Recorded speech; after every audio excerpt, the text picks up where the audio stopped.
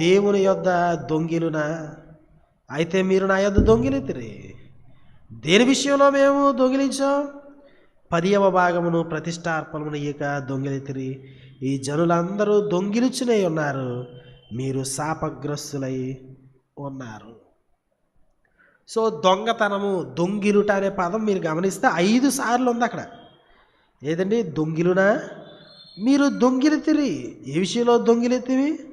ఇయ్యక దొంగిలితిరి. ఈ జనులందరూ నా యొద్ద దొంగిలుచునే. అమ్మో, దేవుని దగ్గర దొంగతనం చేయడం అంటే ఇంక అంతకంటే ఘోరం ఏముంటుందండి. కాబట్టి మీరు లైవ్ అయిపోవాలి అంటున్నాడు ఆయన. దేవుని యొద్ద అంటే వీళ్ళ చేస్తున్నటువంటి పని వలన వాళ్ళు దొంగిలించినంత పని చేసినట్టు కాదు, అది దొంగిలించినంత కాదు, దొంగిలించడమే.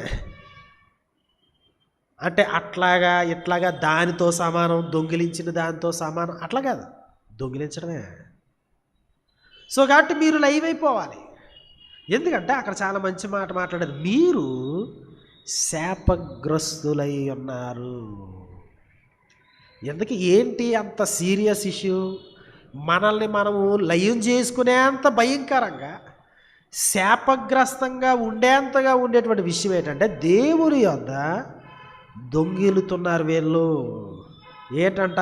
10వ భాగమును ప్రతిష్టార్పణములను ఇయ్యక.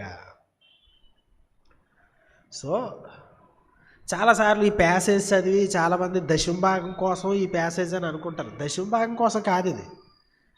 దశమ భాగమును ప్రతిష్టార్పణలను ఇయ్యక. దశమ భాగం ఒక్కదాని కోసం కాదు, ఇంకా ప్రతిష్టార్పణ కోసం కూడా రాయబడింది. సో కేవలము దశమ భాగాలు ఇవ్వకపోతే దొంగిలించడం కాదు, దేవునికి చెల్లాల్సిన వాటిని మనం ఎప్పుడైతే దొంగిలిస్తున్నామో, మనం బిగపడుతూ ఉన్నామో, మనము శాపగ్రస్తులము. మనము లయము కావడానికి సిద్ధముగా ఉన్నటువంటి వారు, లయం కావడానికి అర్హులం.